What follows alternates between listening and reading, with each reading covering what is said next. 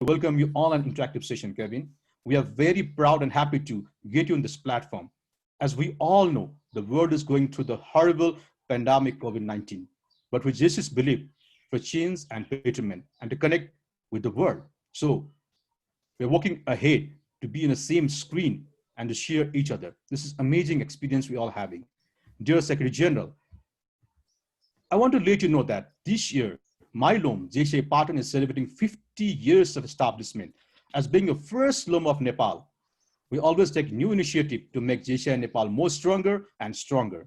We expect same support, your support, and always the positive feedback given to make our loam and JCI Nepal more stronger. Also to let you know, the interesting thing, today, one of our loam, JCI Tribune Nagar, is celebrating the 36th year of establishment. And I personally wish the loan president, JC Madhav Prasad Paudel, and my member, Nepal JCI's executive vice president, and my dear friend, JC Lalmani Vandari, all the board member of JCI Tribune Nagar, past president, senator, for the wonderful year. I think, and I'm sure you guys need to move ahead and you will rock it. I personally, I'm so happy, Kevin, that you agree my request to share your views, JCI headquarters information, and all the motivating words to encourage our Nepal members.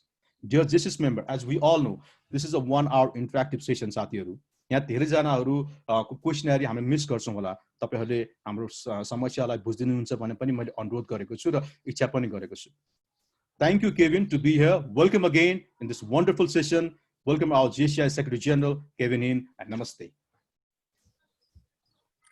Thank you, JC Suman Krishna Shresha. Now, I would like to invite our assigned Vice President for JCI Headquarter 2020, JC Dheeraj Sahi, to bring his greetings to the session. Thank you. आजको yes Patan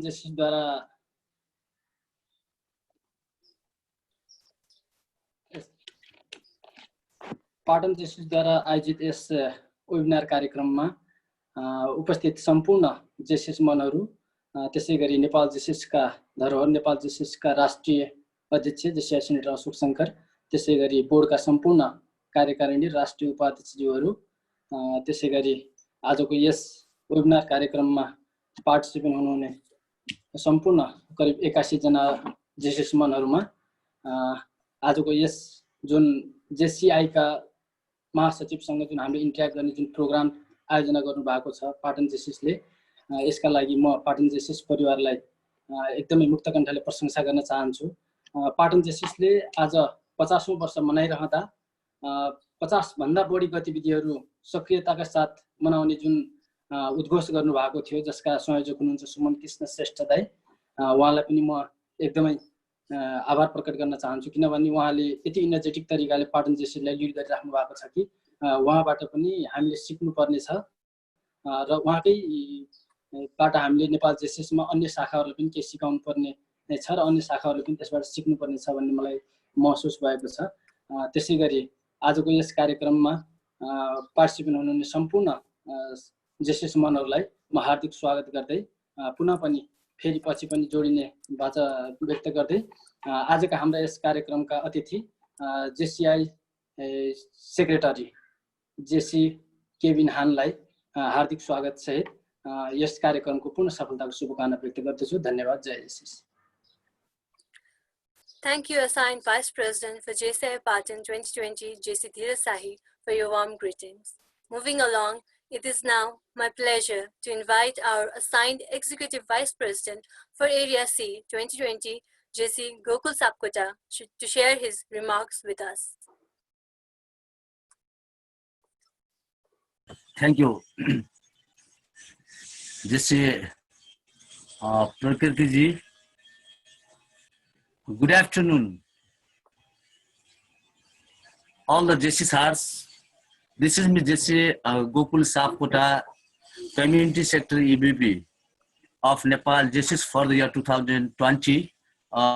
First of all, I would like to thank our host chapter, JCI Partner and Program Coordinator, JC Suman Krishna Sister.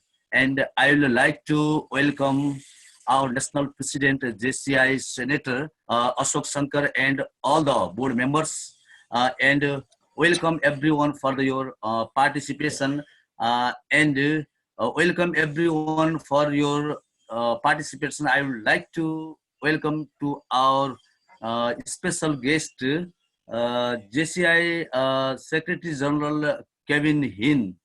By his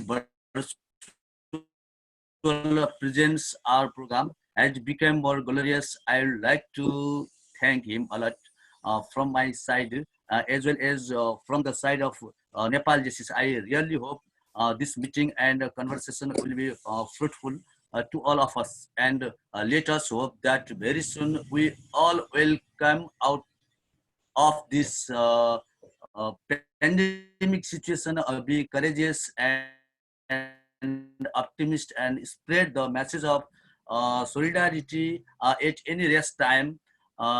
Then again, I would like to welcome all of you. Be careful and safe. Thank you. Jai Jasis. Thank you, Assigned Executive Vice President for Area C 2020, JC Gokul Sapkota, for your warm greetings.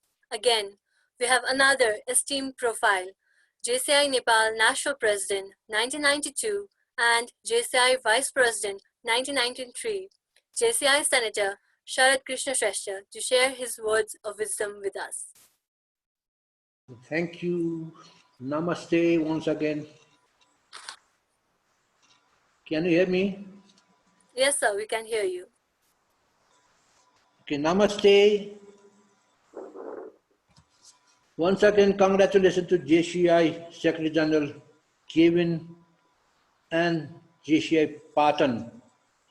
We are immensely honored with you all for connecting JCI and fellow JCs of Nepal directly using this technology on the occasion of Golden Jubilee celebration of JCI Patan.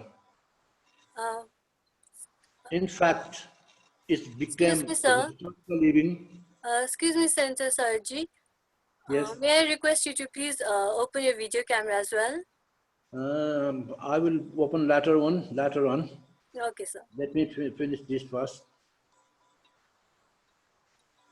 Okay, can you hear me? Yes, sir. अब नेपालीमा बोलौं कि अंग्रेजीमा बोलौं?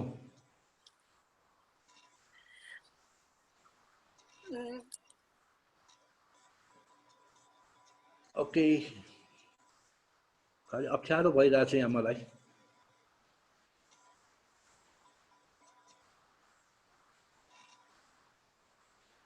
Connect भइरहेछ? Sir, हजुरको आवाज सुनिरहेछ.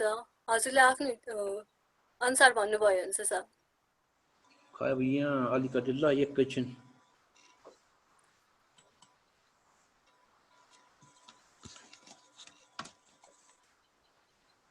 Video अन भएको छैन है? भयो सर. अलिकति तल ल्याउनु भयो, तपाईको फेस चाहिँ देखिन sir. Okay. Kevin, it's been 27 years that I have visited Monaco as an assigned Vice President of JCI International. Can you hear me? Sir, we can hear you. Sir, could you please tilt down your camera? We can't see your face. Okay. Yeah, it's sir. Yes, sir. Kevin, it was my lifetime experience visiting Monaco. I traveled from Charles de Gaulle Airport, Paris to Monaco by helicopter. And it was my lifetime experience. I can't forget my visit to Monaco. I still remember Daniel, then National President, and other fellow members of Monaco. Actually, we are very much honored by you giving your time for this wonderful, what we call seminar or conference, whatever it is, on the occasion of Golden Jubilee year of JCI Patan of Nepal JCs. Though you are not physically present here, and our greeting, Namaste, is being greeting each other, keeping physical distancing. Anyway, welcome to Nepal, and we are eager to hear you how we can communicate with JCI through you in coming days. I hope your tenure will strengthen between JCI Nepal and JCI more than before. Thank you.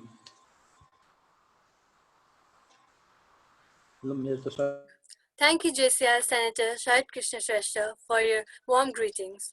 Further, we have our Honorable JCI Nepal IPNP and the member of JCI Advocacy Committee, JCI Senator Mahesh Paudel, to share his words of wisdom with us.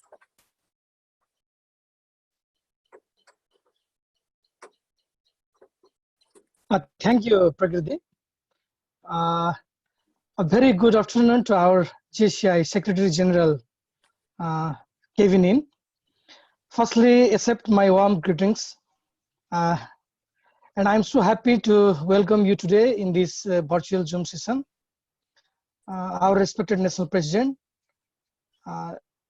Board officers, past National President, respected Sharad Krishna Shrestha Dai, past Nepal Executive Vice President Sandesh Dai, and all the Lone President and all the members present from different chapters around the nation. I would like to heartily thank JCI Pardon and the Program Coordinator, past JCI Nepal BP and APDC Development Officer, JC Suman Krishna Shrestha, Lone President of JCI Pardon, Daisy Napith, for organizing this session. As an immediate past National President, I am grateful to our JCI Secretary General giving us his valuable time to interact, share about JCI Headquarter. His empowering words for JCI Nepal members. And I am so happy, Kevin, you are doing amazing work to fulfill the bridge of JCI and local chapter and NOM to fulfill the bridge. And this session will be very valuable for our members to know about JCI activities and movement, is to make you update that JCI in Nepal is very active NOM, having active local chapter who is doing great work like JCI's village, JCI's school, and tree plantation for community, gender equality, along with various historic achievements. And we are contributing to society for change and development through various projects in every area of opportunity. And I am excited to listen and hear you about JCI, and will be connected with you for future ahead. So again, I welcome to this virtual session, Kevin. Welcome, and thank you. Thank you so much. Thank you, JCI Nepal IPNP and the member of JCI Advocacy Committee, JCI Senator Mahesh Paudel, for your warm greetings. I would like to inform you all that due to urgent work and circumstances, National President of JCI Nepal 2020 JCI Senator Ashok Shankar could not join us today. He has sent his warm greetings to JCI Secretary General JC Kevin Hin. Thank you so much, National President of JCI Nepal 2020 JCI Senator Ashok Shankar, for your warm greetings. JCI, Junior Chamber International, founded in 1915 by Henry Gesingberg Jr., once formed as a club, is now a global movement of the youth all around the world, empowering the youths, developing the network of the active citizens. Being a JCS has its own prestige. Our norms and beliefs really defines what we stand for, our pillar and the roots. Hence, now I would like to introduce to one of the current pillar in JCI, JC Kevin Hin. JC Kevin Hin is currently serving as Secretary General in JCI, responsible for managing the JCI Headquarters team and for supporting the President, board members, and the members around the world to achieve the strategic goals of the organization. He resides in Monte Carlo, Principality of Monaco, where he moved with his family in 1989. Kevin Hin's JCI journey began in 2003 as a member of JCI Monaco. He became the local president in 2006 and national president in 2010, as well as occupying several national board positions. At the international level, he served as COC Managing Director of the JCI European Conference in Monte Carlo in 2013 and JCI Vice President for Europe in 2016.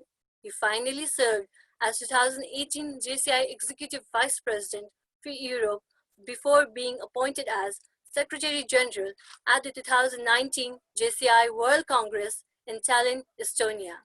Now, moving forward to the program, I would like to inform our participants that we shall enable the chat box for any of your queries, so please drop your questions with your good name, designation, and LOM name. JC Kevin, the floor is yours.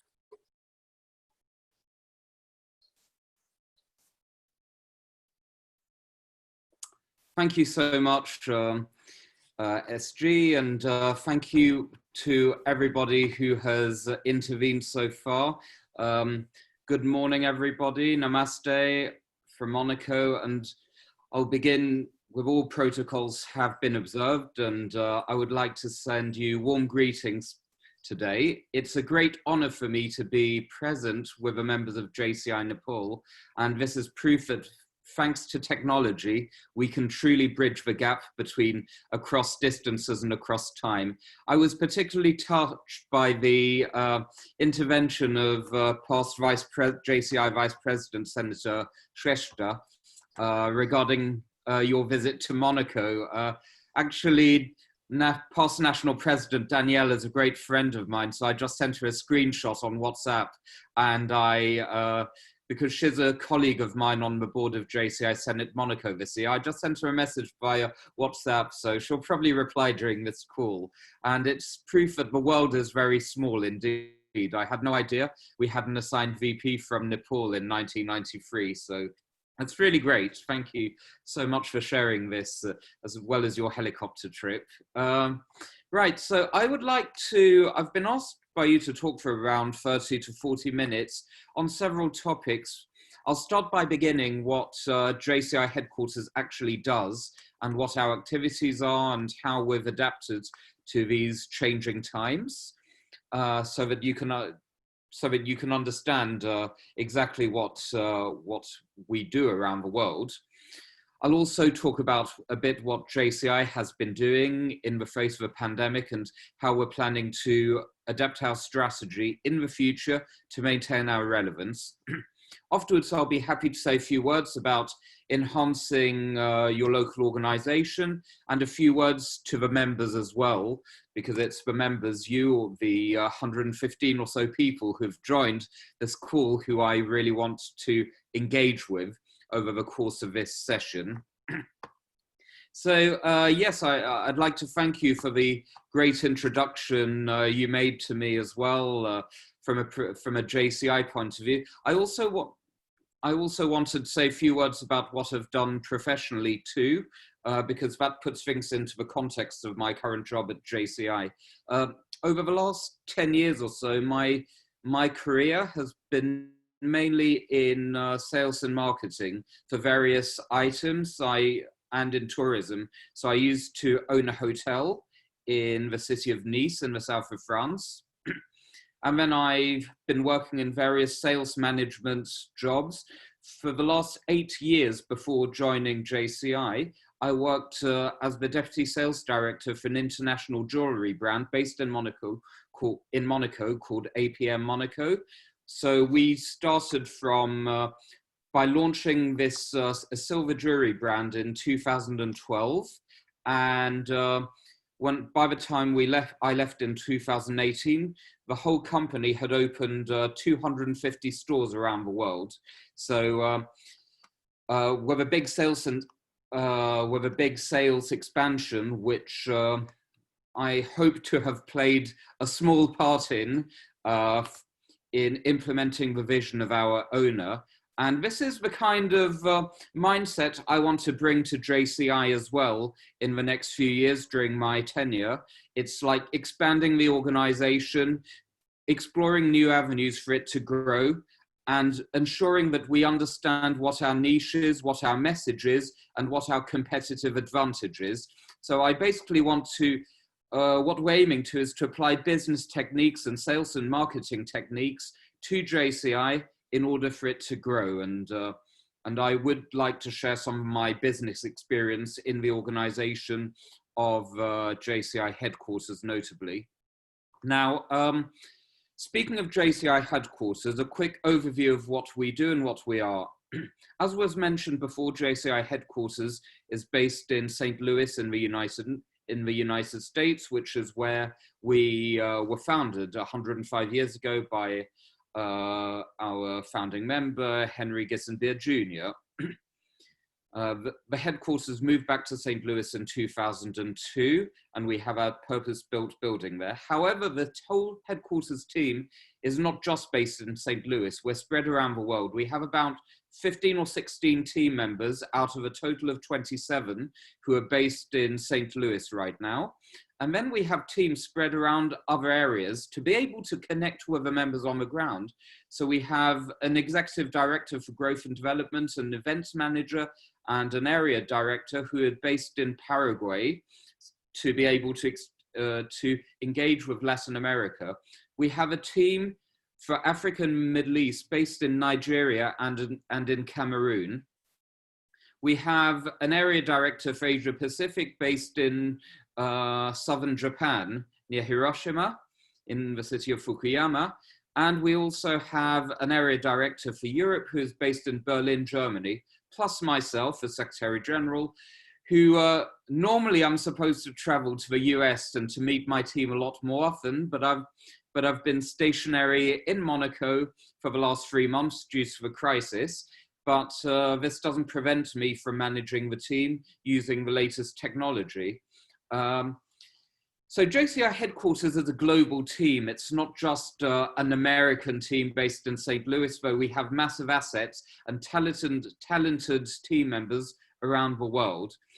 We basically are structured a bit like any global corporation, since the headquarters is here to offer support and guidance and continuity to the members, because who are all under 40 and on a 1 year to lead basis. So our role is to maintain this consistency in messaging over time, and indeed, as mentioned, to implement our global strategy.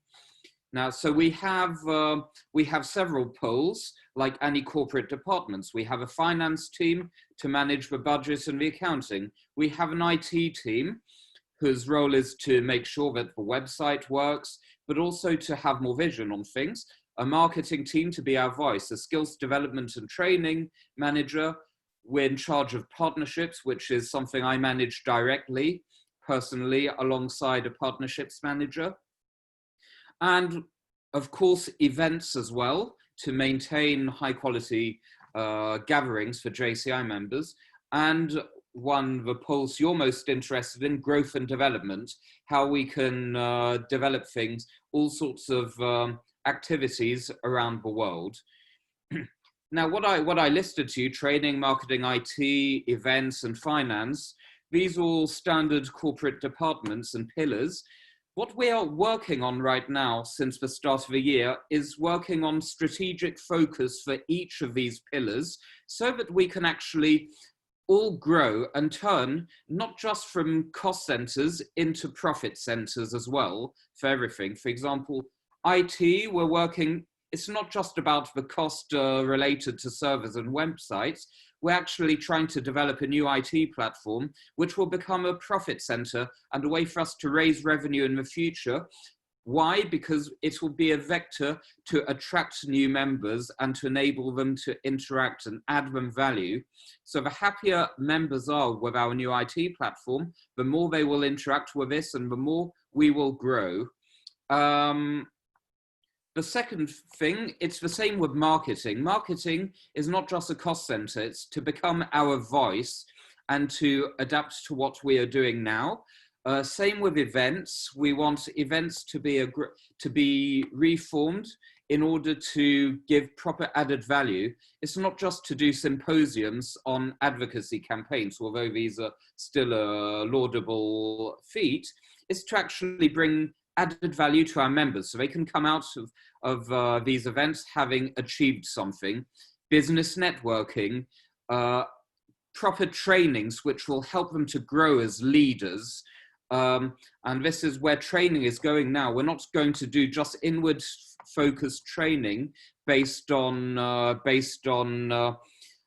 the active citizenship framework or inner strategies. We actually want to rebrand our trainings to become a pole of excellence, not just for existing members, but for future members and partners to be able to join us. High quality trainers and high quality sessions, for example, on business, entrepreneurship, leadership, public speaking, debating, soft skills, advocacy.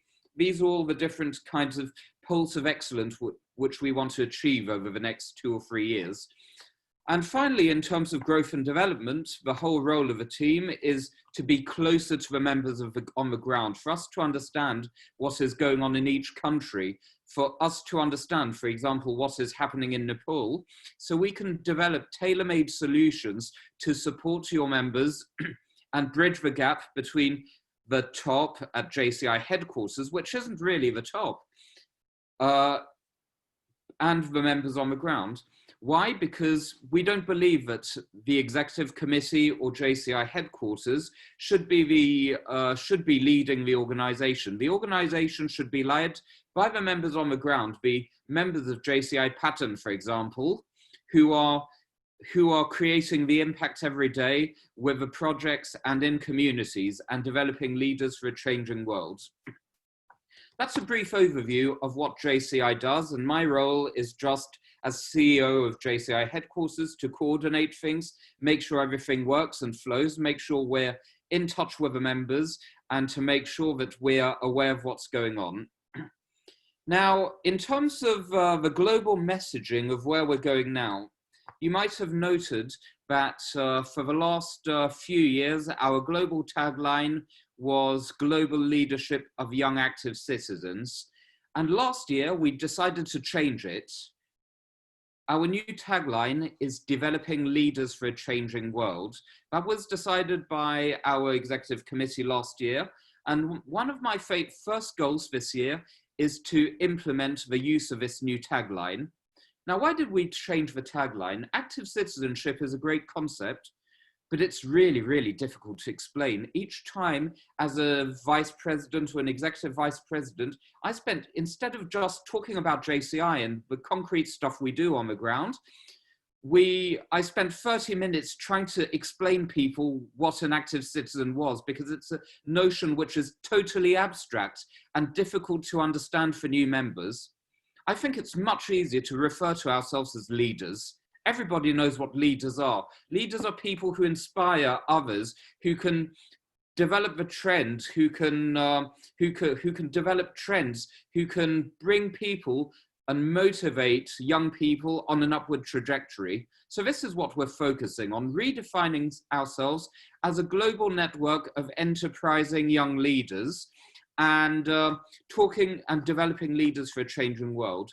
This is also a change in mindset in the actions of JCI headquarters team as well. Before, we had the impression that the way we're moving forwards, we're still aiming to achieve positive change in the world in line with our mission, but I want to focus more on providing development opportunities to young people, our members. Up until our role at JCI headquarters is not for the members to help us to achieve positive change. what we want to do is to support our members, take young people aged 25 to 30, amplify their leadership skills using the 4 areas of opportunity: business, entrepreneurship,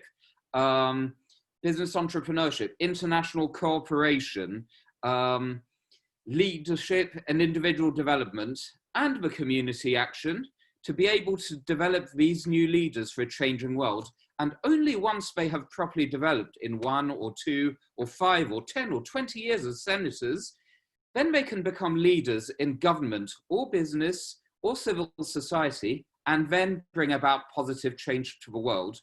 Because we're not, let's make it clear, I love quoting our immediate past president, Alex Teo,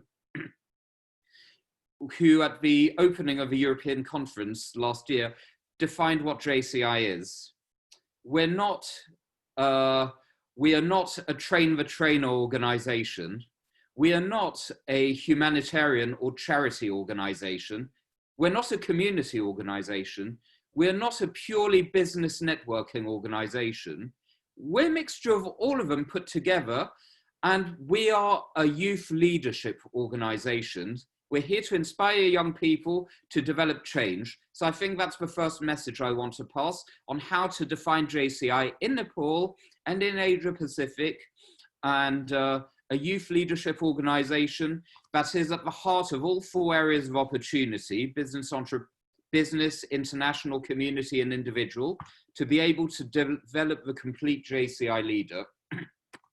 What is the complete JCI leader? It's a person who has business skills, not necessarily an entrepreneur or a business owner, but somebody with an enterprising mind who can look for solutions and who knows how to manage finance, who has financial and business capacities, who has strong verbal and numeracy skills. It's somebody who is strong in individual development. It's somebody who has latent leadership skills, which we can help to develop. It's somebody who, after a time at JCI, knows how to speak in public, knows how to develop good arguments, knows how to convince a team and lead them, knows how to motivate young people and to get messages across in a clear manner. It's somebody who is internationally minded, who thinks outside the box, who speaks 1 or 2 different languages. It's somebody who has all sorts of, who, if you cannot find solutions in your community, in Patan or in Tribhunagar or in Kathmandu, you can look elsewhere in Nepal, or you can look to India, or you can look to Japan, or to Bangladesh, or to Australia, or you can look around the world to Paraguay, to Zimbabwe, to the US, to Estonia, to find solutions to local problems. So somebody who thinks internationally. And finally, it's somebody, and something we must never forget, it's somebody who cares about the community, somebody who cares about others, who shows solidarity, who shows compassion and develops ethical leadership. So, and who can therefore share sustainable leadership to everybody else. What we have just defined is the JCI leader, somebody who is a master in all 4 areas of opportunity and who can therefore grow to become a leader for a changing world in the future. And this is what we should aim to develop in JCI Nepal. You've got a huge talent pool of members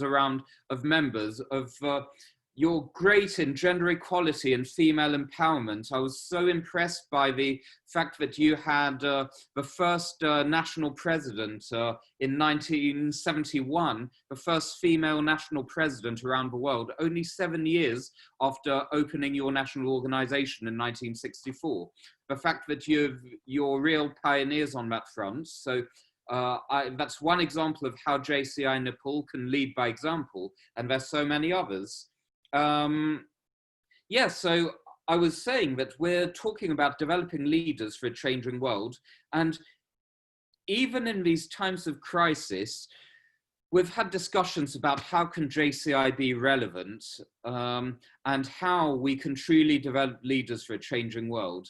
So the question was, at the beginning, I'll say a few words about the crisis, then but I'm going to focus more on how we can develop from the crisis, because everybody knows about the coronavirus, COVID-19 crisis. Everybody's sick of hearing about it on the news and hearing bad news. I want to focus on how we can make opportunities from these challenges and how we can look forward and not just be sad and look backwards, but we must look forward as an organization now and transform challenges into opportunities. So the crisis has developed into 3 stages. The first is a sanitary stage and a health crisis. Of course, we've had almost several hundreds of thousands of people dying from this crisis, and this is a tragedy. This has also led to a second phase of psychological and mental health trauma as well, due to the uncertainty, the fact that countries are under lockdown. I know that Nepal closed its borders, even to its own citizens, so that caused lots of trauma, and I know people were swimming across rivers to try to get back into Nepal. So yeah, this is definitely psychological trauma as well. But the biggest challenge we will face will be the economic crisis, which is coming up. We're not talking about a recession like in 2008, which touched some countries more than others. We're talking about a full-blown depression. It's being compared to the 1929 to 1938 global depression, which began with a stock market crash in the US, but then spread around the world and led to the rise of Nazism and totalitarian governments and led to World War II. So this is the kind of economic crisis we need to pay attention to, and full-blown economic depression we need to try to stave off in our manner as global leaders to make sure that peace does remain possible and to make sure that we are able to maintain our goals to build a sustainable world. So yes, this economic crisis is something where JCI can play a role. Now, naturally, the first thing JCI members did was to help support communities on the ground, and this is laudable. And I know that JCI Nepal has had lots of projects on schools and villages and providing face masks. This has been done all around the world and around Asia Pacific as well. I've had questions about what is JCI globally doing on this crisis? Why are we not doing a global campaign to raise money for face masks and ventilators and testing and things like that? Why are we not doing it? Because the answer is something which we established in the executive committee. Why are we not doing it? Because we're not a charity globally. We're not the Red Cross, we're not the Red Crescent, we're not a medical organization. Our members on the ground are capable of, like the members of JCI Patton and the members of JCI Nepal globally, you're the people who are capable of collecting money in through your local businesses and partners to be able to do it and get the money to the members on the ground a lot faster. If we did a global campaign, it would take, realistically, with the resources we have at JCI Headquarters, 3 months to be able to get the money on the ground, and we would have no transparency on how it was spent, and we wouldn't be accountable. So we prefer for JCI Nepal, for example, and JCI Patton to come up with projects, local projects, and we act as amplifiers. It's not up to JCI worldwide to come impose top-down projects in a one-size-fits-all umbrella. What would be maybe good in Nepal would not necessarily be relevant in Burkina Faso, in Africa, or in Paraguay, or in Japan, and vice versa. So we can't impose one-size-fits-all. We prefer to use local experts, which are our members in the communities, to aggregate the information and then bring it up to us so we can share best practices. Which is why JCI at a global level, we have been focusing on highlighting the best projects done around the world on our Instagram and Facebook channels and our social media so that we can have a proper project gallery of the best projects which have been done. And this is how we show our global impact. It's not by coming up with a PR strategy to do something superficial and worldwide. No, we prefer to save lives on the ground by supporting our local organizations who are saving lives in their communities. And local impact aggregated and all put together then leads to global action. It's not global action being imposed top down using advocacy campaigns. So this is something I want to make clear as well, what JCI Headquarters' role has been so far. Now, what we are planning to do in the future, you may have seen a post on JCI's Facebook page. What we are looking at right now is focusing on the future. As I mentioned, the big challenge is to make sure the world does not go into economic depression and to minimize the effects of the economic crisis. How can we do that? It's by preventing youth unemployment. Lots of businesses have been shut down around the world. In Monaco, restaurants and businesses normal businesses and shops and hairdressers have been closed for 7 weeks due to a crisis. So I got a haircut yesterday, and for the first time, my hair had grown really long. And I was talking to my hairdresser, and she was telling me that she had no income for 2 months because of this crisis, and it had huge impact. And now they have stringent measures for hygiene and safety, which are preventing her from properly trying to recover the 8 weeks of lost turnover due to this. The bars and restaurants will only reopen in Monaco maybe in June. And you know how, like in Nepal, there's a big tourist sector. Now, when will foreigners be allowed back into Nepal or to Monaco or to Spain or Italy ahead of the summer season? I know in Nepal, now in May is your peak climbing season on the Himalayas and to climb up Mount Everest. So this should be a time where the government should be making lots of money on climbing licenses, and the season is completely dead. So that's a huge amount of lost revenue. So how are we going to pick it up, and how can JCI help find sustainable solutions to support the small businesses who have suffered from a crisis? How can we support the young people in the tourism business who have lost their jobs to reconvert into other solutions? This is where we encourage you. We're not here to come up, we can give you ideas of solutions, but it's up to you to use your local expertise to find solutions on how to sustain and rebuild the economy in Patan, in Bhubaneswar, in all sorts of different cities, in Pokhara, in all different parts of Nepal.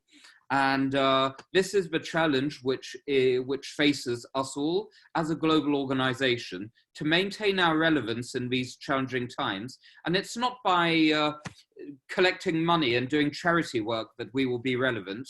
Our relevance will be seen in how we can help support small businesses and small entrepreneurs and help revive the economy. This is how we will find our voice. This is how we will gain our credibility with government partners and corporate partners who will then bring in new potential members.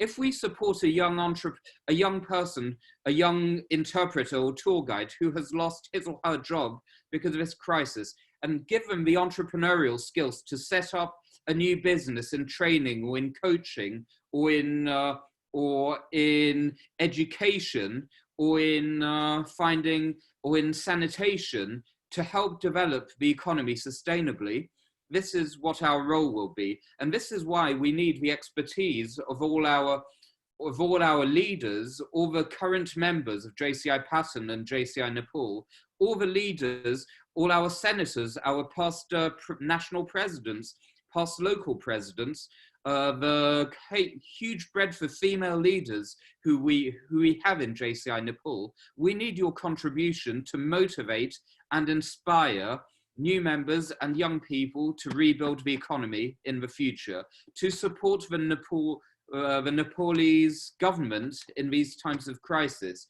to help rebuild the tourist industry, to help rebuild the restaurants and bars and shops and small businesses who have suffered for the last few months, and rebuild the economy from the ruins left by this pandemic to develop new ideas and new strategies, use technology. What we're doing at JCI, we're transforming these challenges into opportunities to reform and to rethink our relevance. And our members around the world have been incredibly creative. JCI Switzerland raised 3 million euros in 3 weeks. So that's like $3.5 million in 3 weeks. What was it for, the money used for? It wasn't to buy face masks or ventilators, because that's money which could have supported the Red Cross, and which the Red Cross are much better at setting up than JCI Switzerland are. JCI Switzerland gave that money to support 350 local businesses during the lockdown and selling vouchers for members and community and the inhabitants to use as soon as it's restaurant vouchers, it's all sorts of different things. So it gave a cash injection to restaurants and small businesses and florists to be able to use as soon as the economy reopened. And they did. And it helped support them and made sure these small businesses, which are the heart and soul of communities and high streets, did not close down. I remember when I visited Nepal in 1990, at Christmas 1998, and for the New Year, I was 20 years old at the time, and I remembered how dynamic the economies were in Kathmandu and walking around the city center. And I did get to see the Kumari at the time, and walking around the city center of Kathmandu and admiring the beautiful architecture, I was also amazed by the dynamism of the population and the small businesses, and all the how industrious the people were and how creative they were. And this is something which we need to keep supporting now to make sure the economy is sustained. So this is how I will challenge all the members in the future to be empowered. And this is how, I see we have 111 members on this call at the moment. This is how I would encourage you all to maintain the relevance of JCI in these challenging times. Understand what's going on, use technology to bridge the gap between communities and around the country. I really admire the way that JCI Nepal has been reaching out. I know you interviewed a few weeks ago my good friend, the national president of JCI Estonia, to talk about female leadership, for example. You have hosted President Itai Maniere, our motivational global leader, to talk to members.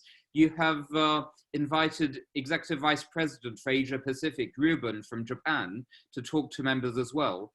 These are opportunities which we can develop thanks to technology, which we would not have thought of if this crisis had not appeared. This is one example of how the crisis has transformed challenges into new opportunities.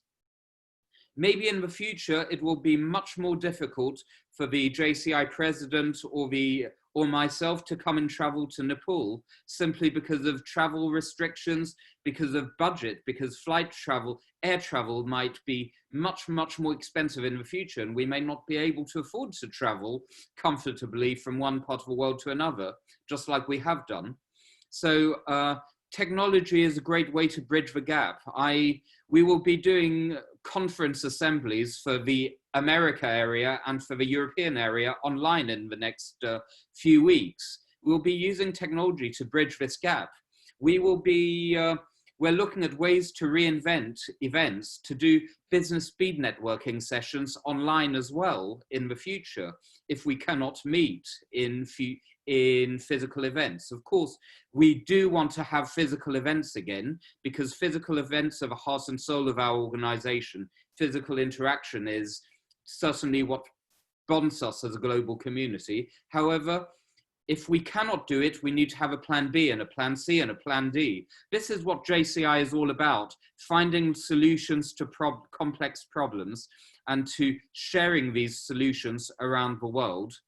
This is how JCI can be relevant in these challenging times by using technology. So this is where JCI Nepal is leading by example. The last point I want to raise is when we mention sustaining and rebuilding economies, it's a great way to make sure that we don't get back to business as usual, but we can rebuild economies in a sustainable manner. I was talking about ethical leadership. Let's cut all the fat and the excess. Yes, indeed, there's been lots of travel and lots of pollution. And one of the positive things of this crisis is that the air quality has never been better. I'm not saying that we should not bring back air travel again, but we should moderate things and bring back to a more sustainable manner. Let's rebuild economies in a way where we can empower more female leaders to build businesses and promote female entrepreneurship. This is something which we've been working on actively with our partners, the Ban Ki-moon Center for Global Citizens, and also with the World Business Angels Investment Forum, which is based in Turkey, and where we're really trying to promote female leadership right now. I have a call tomorrow. I'm moderating a panel session between JCI Nigeria and JCI Mauritius on the entrepreneurial environment post-pandemic. And this is something, it's around 6 o'clock your time. So, sorry, 5 o'clock your time in the afternoon. So I encourage you to attend this session as well on Zoom. I'm mentioning that because those two national organizations, Mauritius and Nigeria, and also the whole African Middle East area, these are led by strong female leaders like EVP Asha Auklu and National Presidents Franchette and Oyin from Nigeria. They're very strong female leaders. And these are things where we can be relevant. We're focusing our actions at a global level now on SDG 4, quality education, SDG 8, which is all about economic growth, employment, and empowerment, and also SDG 11 on sustainable cities, SDG 10 on responsible consumption. These are the future right now and how JCI can be relevant. So I know that you have projects regarding setting up schools and villages and water sanitation. Yes, these are laudable because you're creating sustainable solutions. But when we talk about education, building schools, that's great.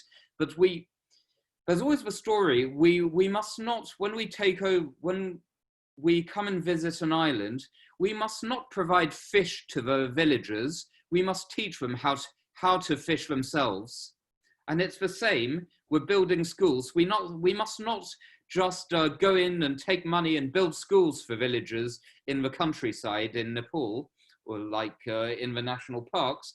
We must teach the villagers how to teach their children, how to educate them. We must develop teachers. We must develop business people in the villages as well. We must develop entrepreneurs who can build private schools or who can build schools and who can build toilets and sanitation, you know.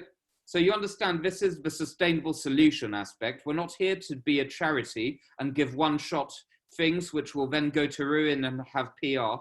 We're here to teach young people how to become leaders in the future and to disseminate quality education and values and leadership.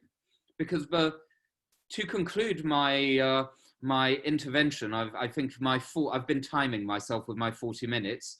What we must do at JCI is be relevant, and coming back to the 4 areas of opportunity and developing leaders for a changing world, we must develop business savvy leaders who are comfortable talking in public, who have an international outlook, and who have strong values and ethics in what they're doing and believe in sustainable development and sustainable leadership.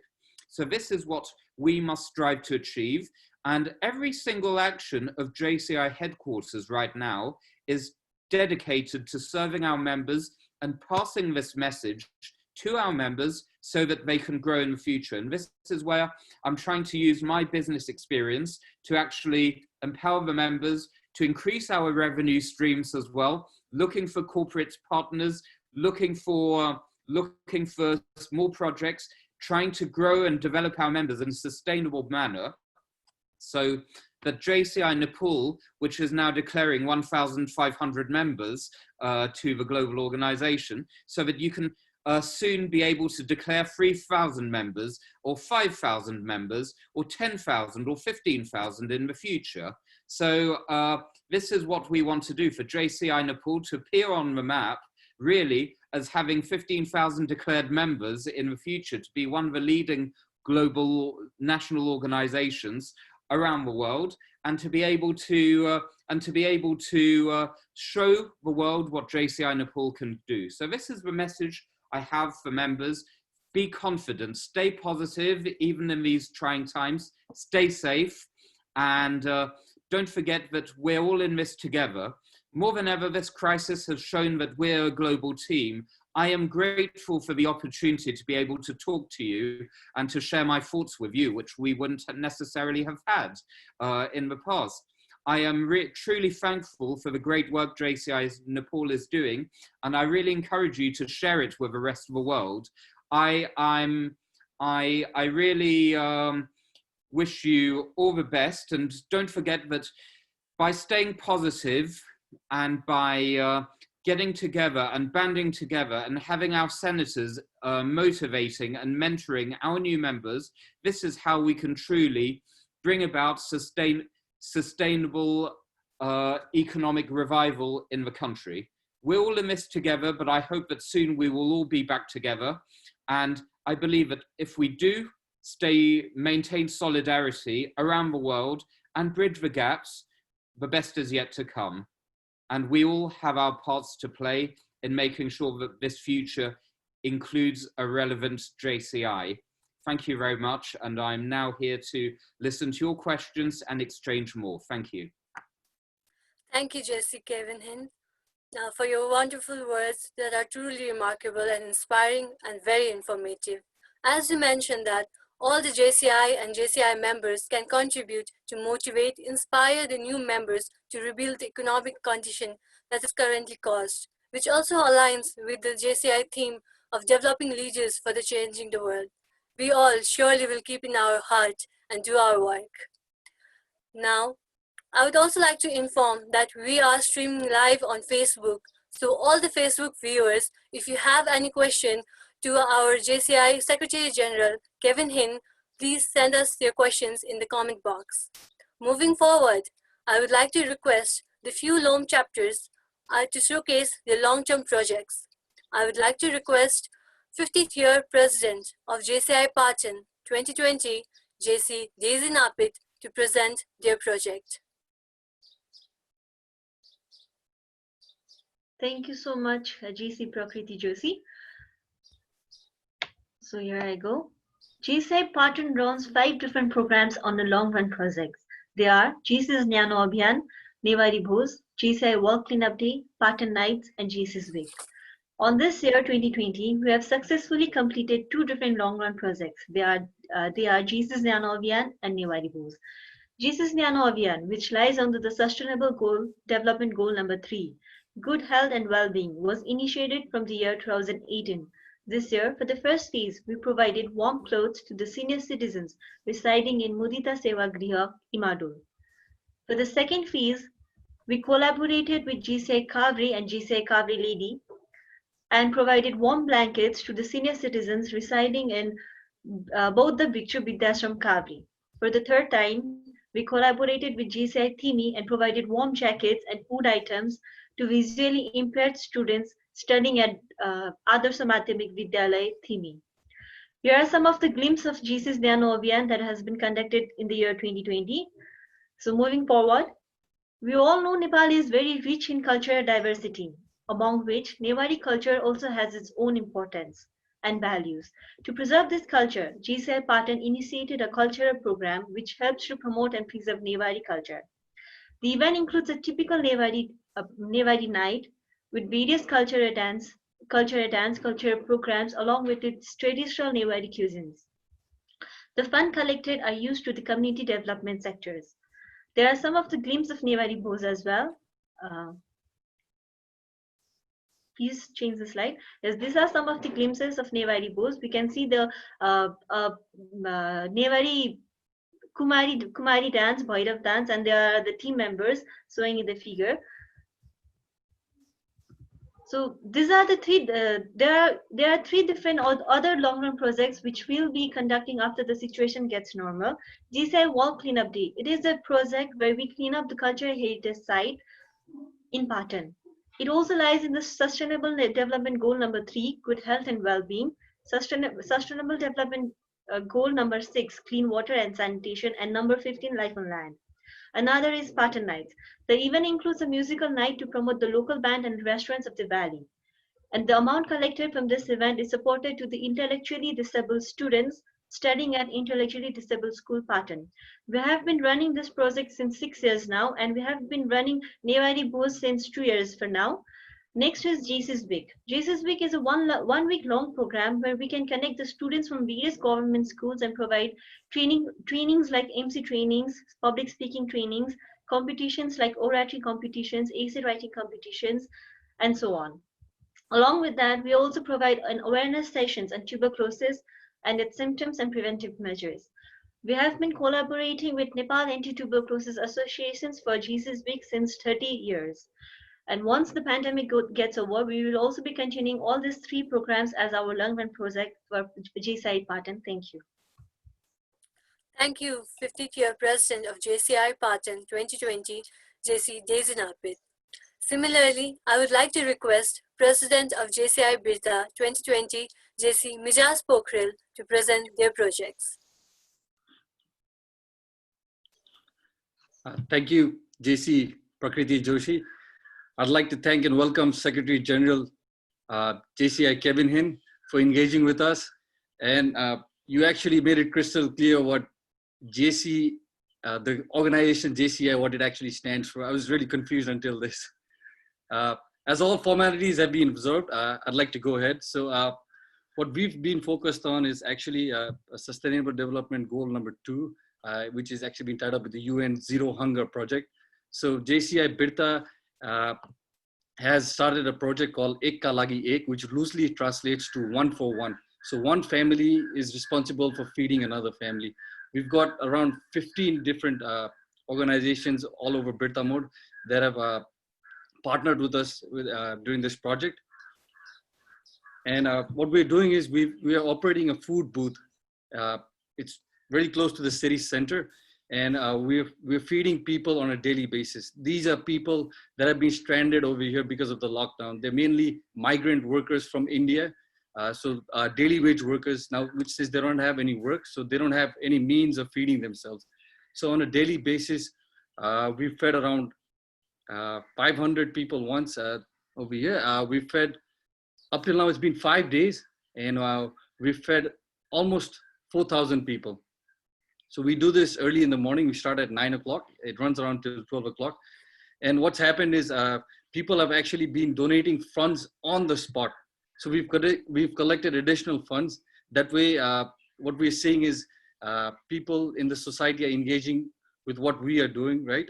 And the food that we provide is usually a veg biryani or a khichdi. It's called rice and lentils mixed, and a water bottle that we provide to them. So we are going to be running this as long as the lockdown is extended. We've got funds to last us another 10 days. We're hoping that we can manage more additional funds. This project is actually a phase 2 of a different project that we've already operated. We're hoping that with we're doing our part in making sure that people do not stay hungry. People are well fed. And once the economy opens up, then maybe we can go for more long-term projects. But for now, as you know, we've all studied Maslow's hierarchy of needs, right? If your hunger is your first goal, so if we can combat hunger, then we can definitely rise up to other stages as well. Thank you. Thank you, President of JCI Birta 2020, JC Mijas Pokhrel. Moving forward, I would like to request President of JCI Narangarh 2020, JC Anuj Joshi, to present their projects. Thank you, JC Prakriti Joshi, today's MC. Am I audible, Prakriti? Yes, sir. Yeah. Okay, thank you. Congratulations to you, JCI Patan. You are creating a history with this 50th year celebration. We wish you more good time ahead. My contemporary President JC Desi Napith, and of course, a sample of leader. We have named JC Suman Krishna Srestha. We are grateful with your coordinator, SIP, for the good sessions like it. National President Center Ashok Shankar, IPNP Center Mahesh Podel, NGC PNPs, assigned EBP and assigned VPs, national board members, national appointees, neighboring LOMS president and members. Namaste. And today's core figure, our leader, JCI Old ESG, Senator Kevin Hin. Namaste and welcome to you in our territory, even from this webinar space. Here I am describing some long-term projects implementing by JCI Narangarh. We have 3 different long-term projects now we are running: JCI Village, JC's Village, National Level Football Tournament, and Business Talk and Training with CCIC, NCI, and Entrepreneur, etc. Today I am focusing on the JC's Village project. Actually, it is located in Chitwan, Kurintar, Chitwan.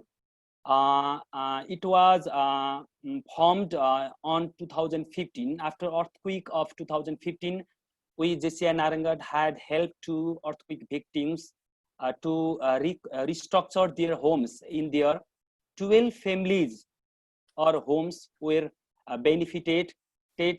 After that, we are concentrating on 3 different UN sustainable goals. Goal number 1, no poverty. Goal number 3, zero hunger. And goal number 6, clean water and sanitation. After that, every year we are doing in their JC's Village, activities like food distribution, scholarship and sanitary distribution, cooperating to install drinking water taps, health camps, and mosquito nets distributions. Now we are planning to do in their training to income generator. JC's Village was inaugurated in 2015 by our, at that time, President JC Mr. Namaraj Fuel with coordinator chief of JC Gopal Bhattrai. After 2015, each and every year we are doing so many activities. As I said before, these kind of activities mainly centered with their childs, with their kids. The main source of economy income in their is agriculture. Even agriculture is the main field, main income source of of their families, but it's not enough. So we are planning to do something new that can be helpful to generate income for their families. And of course, being a JC's member, being a JC's institution, we have to concentrate our theme too. In 2020, we're moving forward with Inspired Youth for Prosperity. We can do more prosperity, even our positive activity with positive mind. So we JCI Narangarh are concentrating in our daily activities, weekly activities, monthly activities, only after the National President Senator Ashok Shankar's theme too. So I'm very happy to here being a guest speaker to describing our long-term project like JC's Village and National Level Football Tournament, etc. Thank you so much, JC Napith, and also JC Suman Krishna Srestha. Thank you so much. Namaste. Thank you, President of JCI Narangarh 2020, JC Anuj Joshi. I'd like to thank you all for sharing your unique and remarkable projects to all of us. They were all truly exceptional and hope have encouraged everyone here. As I can see that our chat box is flooded with queries from our participants. So without any delay, I would like to hand over the questionnaire session to JCI Patan President 2019 JC Mijas Chitrakar.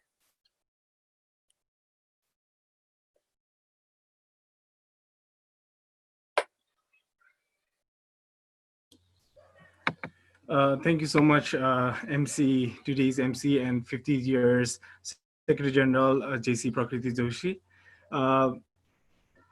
DC Kevin, I've got many questions to you here. So without delay, I'll be starting off with the questions. So first of all, I would like to welcome you to this webinar we've organized. And now, for the first question, we've got from JC Mijas Pokhrel, President of JCI Birta. So we'd like to give this floor to JC Mijas Pokhrel for his question.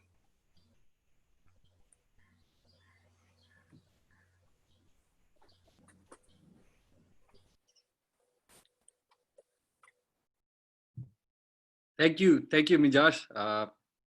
Once again, warm welcomes to JC Kevin Hin, our Secretary General. My question to you is, as a JCI leader, what do you think is an area where the JCI movement substantially lags behind on? And what do you think we can do to improve it? Thank you. Yes, thank you very much for this question, and also for your intervention earlier. I was really impressed by the actions of all the local presidents who presented, and I say very well done for the impact you've done and how you've adapted to this exceptional situation to be able to help people on the ground. And as you mentioned, local president, yes, you mentioned rightly the Maslow pyramid of leadership, and yes, we do need to maintain the needs, the immediate needs, in this case, hunger and feeding people at the start. But yeah, and then afterwards, we need to focus on more strategic goals, which brings me to my next point on what JCI has been lagging behind on. It's actually been having a strong strategic focus and a proper definition. I remember a few years ago, people were talking about JCI being the world's best kept secret because it's a fantastic organization which is doing great things, however, and helping develop strong leaders. It's been doing this for 105 years, basically. But actually, some members were actually proud of it being the world's best kept secret. And I totally disagree. We must stop being the world's best kept secret and actually go out in the world and show us what we can do. But to do it, we need a strategy. We need a clear way of explaining who we are. And that's where we've been lagging, having clear messaging. In some countries, JCI is strongly marketed as a train the trainer organization. In other countries, it's marketed as a business network. In other countries, it's sold as a way to do community projects and to help people in need. And in other countries, it's sold a bit like a service club. So where people get together and do business networking behind the scenes. We must have a strong unifying message in order for us to survive. And of course, I'm not saying we cannot do all of it, but we need to find a sweet spot where we can be properly defined as a global organization doing projects. That's why we have the 4 areas of opportunity and where we should try to find the balance. So that's the reason why last year's Executive Committee and Board of Directors decided to change the tagline, developing leaders for a changing world. This is something where how we can define ourselves as a leadership organization that will find solutions for this changing world. So yes, the messaging is, to answer your question, the messaging is where we were lagging behind, and it's a need which we are addressing very quickly so we can have a clear message. In a couple of weeks, you'll get a nice surprise in terms of our communication. I'm not going to unveil it now, but we're going to have a new front end to our website, which you'll be able to see soon, which will be much clearer in the way we pass messages across. So this is going to be the first step. You will see with a new annual report, it will reflect the report for 2019. You'll note the change of the name. It's no longer going to be called an impact report, because again, if we go to partners and explain, oh, this is our annual report, but in fact it's called the impact report because we're all about active citizens and et cetera, nobody will understand this and we'll spend 30 minutes explaining what it is. So this annual report will be totally in line with our new messaging and our new tagline as well. Of course, there are lots of other things where we can improve on in terms of our training, in terms of our events, in terms of our growth and development messages, in terms of our financial management, in terms of our IT. Everything can permanently be improved. So we're working on lots of different things and lots of different arrowheads at the same time.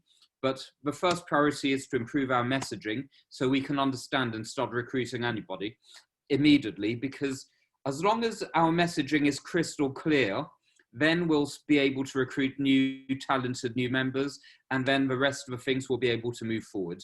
I hope that answers your question. Thank you.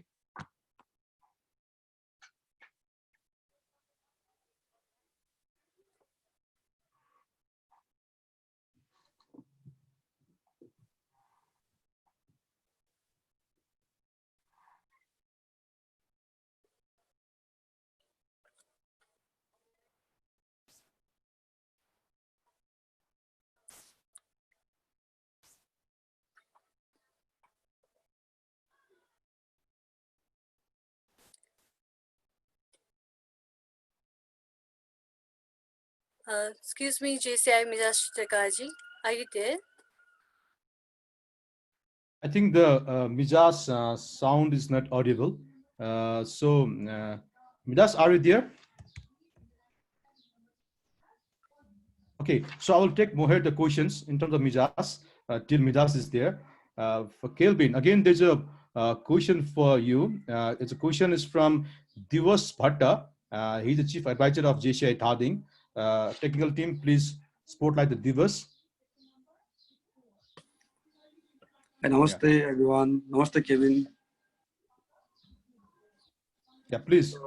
My question is, what movements should be taken by the youth in terms of JCI members in order to overcome the effects of COVID-19 that is just destroying all over the world? Thank you. Yeah, please unmute the Kevin technical team. Yeah. Yes, thank you, JC Diwash, for that question. Yes, I think it comes back to the point which I was raising earlier. What do I believe the global action of youth in the community should be? There's no single solution because, as I said, we don't believe in one size fits all. You need to find the most sustainable. It's basically identifying the needs of the community and finding sustainable solutions for them. So to take the example of what the local organizations were doing, it was first figuring out in the midst of a pandemic, understanding what the needs are. Lots of migrants lacking food. We satisfied the needs by feeding them. Lots of old people's home lacking warm clothes. We identified and satisfied the needs by supporting them as well. So that's the first step. Identifying in the COVID-19 crisis, it's identifying the immediate needs in each community. The needs in Nepal, the needs in Patan are different from the needs in Pokhara, for example, maybe. The needs in Nepal are different from the needs in India or Bangladesh or in China. So, and these are certainly different around the world. So it's a question of identifying the needs, first thing, and finding solutions. In the future, as I mentioned, we need to have a global economic response to the crisis, a response which is anchored in economic reality. So where we are perceived as the organization that finds sustainable solutions to rebuild and sustain economies after the pandemic health crisis, and also help support members and young people psychologically as well, because mental health will be a major issue. So these are the two aspects. First, we address the immediate health situation to ensure that people do not lose their lives, because the most precious thing in humanity is actually human life. Without human life, we cannot do anything. Then we need to make sure people are psychologically sound and in a good mindset. And the third thing is to make sure that the economies do not suffer, because at the end of the day, if we cannot, economic success is absolutely totally primordial for the country to survive. So I hope this answers the question which you had about the solutions done to overcome the effects. Needs analysis first, and then sustaining health, then psychological impact, then working on business and the economy afterwards. And that's where we can really play our part in being relevant. Thank you. Thank you so much, JC Kevin. Now we have got another question through our live stream at Facebook. So he's our past president of Patan Jesus. His name is JC Niken Man Pradhan. He says, thank you, JCI Patan, for this wonderful opportunity. Thanks a lot, Senator Kevin, for your wonderful words of inspiration. You have mentioned about ethical leadership, which I think our country desperately lacks in government levels. So what would you suggest as a part of JC's network to develop ethical leadership in local, national, and international levels? Yeah, thank you. That's a really good question. Well, ethical leadership, when I talk about ethical leadership, it's simply applying the values of JCI, which are embodied in our creed, to everyday life, in every action we do. Mentioning that economic justice is best won by free men and free enterprise is one thing. Stating and believing and acting in a manner stating that the brotherhood of men transcends the sovereignty of nations is another. But most importantly, in the case of a question which we had, is stating that government should be of laws and not of men. That's a very important thing. It's a very important value in terms of leadership and ethical leadership. Government should be of laws and not of men. And these are things which should be inculcated in the young people.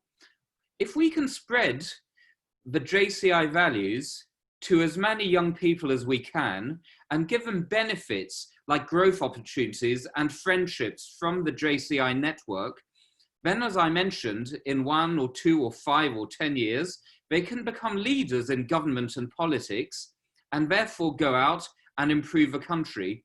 Imagine if every single country in the United Nations was run by ethical JCI leaders who believed and applied 100% our creed. We wouldn't have any wars or economic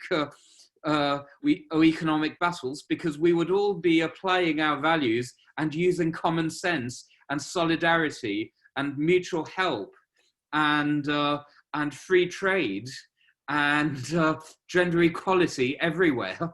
So that's the ideal we need to look for. But immediately, we need to just try to touch as many young people as we can, so that in the future and in the near future, they can take leadership in local government and then move up to national government after that. This is how JCI can be relevant right now.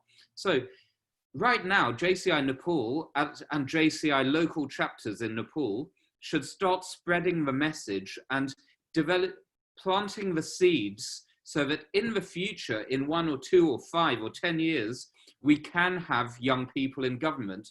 Also, if you want immediate action, try to find some opinion leaders who are in local government, like young people in local government, who can be associated to JCI and who align with our values, and make them JCI ambassadors, make them JCI members, get them involved in our actions, make them aware of what we do as a at a local and national and international level, so that they can really highlight JCI's values and align their own with our values too.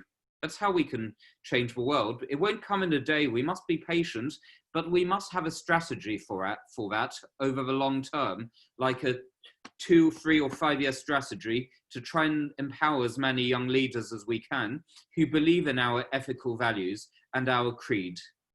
I hope that answers your question. Thank you.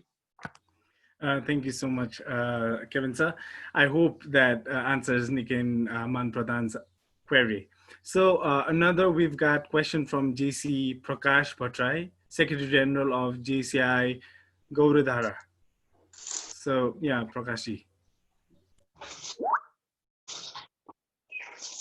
Okay, thank you, JCI Pattern, and namaste to Kevin in. I have one question. My question is, what types of activities should be done by local chapters to attain sustainable development goals? Number 16, that means peace, justice, and strong institution. Thank you. Yes, thank you for this question. I think this kind of aligns with my previous answer, actually, when we were talking about strong institutions, peace and justice. It's basically making sure the values of our creed are sent up to the people who are decision makers. Like, we can create our own decision makers in the future who do believe in sustainable development goal number 16. But the main way to influence our decision makers is to lead by example, showing, first of all, that JCI Nepal internally is a strong vector of peace, justice, and strong institutions. And then doing lobbying. I'll give you an example. In JCI, in some countries, lobbying is incredibly strong. For example, in JCI Japan, during the crisis, the members of JCI Japan, led by the national president, went to the government and came up with some proposals on how to sustain and rebuild the economy, how to support young business owners, and how to help people in need at all levels. That's a great example of how JCI Japan, which is the leading national organization in our global family, was able to influence policy making. It's also the case at a European level in JCI Germany. They've got a very strong link to the government, and also with JCI France and JCI Monaco, where I'm from, we've got strong links to the government where we can actually share the voice of young people to the key decision makers. And the voice of young people is done in the same direction of peace, justice, and strong institutions as well. So if you do have a global JCI Nepal viewpoint and policy paper where you can go and lobby your local and national governments on these things and pass the messages to them, that would be a very effective way of attaining sustainable development goal number 16. Other ways are via projects in terms of quality education and educating youth on peace, justice, and strong institutions and how important they are. So those are ideas of sustainable projects which you can set up in line also with SDG number 4 on quality education and educating young people about the importance of peace, justice, and strong institutions. What's powerful about the SDGs is that they're all linked. We cannot have peace if we don't have 2 other factors, which are quality education and economic empowerment. Wars never happen in countries which are rich, prosperous, and with educated populations. Wars come in through misunderstandings and poverty and lack of education. It's lack of educated people that creates wars, because educated people know how to communicate and know how to discuss amongst educated people to find solutions without having to resort to weapons or bad words. So quality education is a key. Having educated people in the community will help to empower better economies and better economic growth through entrepreneurship and through sustainable enterprise. let's not forget what our creed said. Economic justice is best won by free men and free enterprise. So let's make these free people and free entrepreneurs to be able to obtain economic justice. Focus SDG 4, SDG 8 projects are also a great way to achieve SDG 16. So I hope that answers your question. Thank you. Thank you so much, Senator Kevin. Now we've got a question from JCI Senator Rajendra Bahadur Shrestha, who is our past national president and past JCI VP. So Rajendra sir, the floor is yours for the question.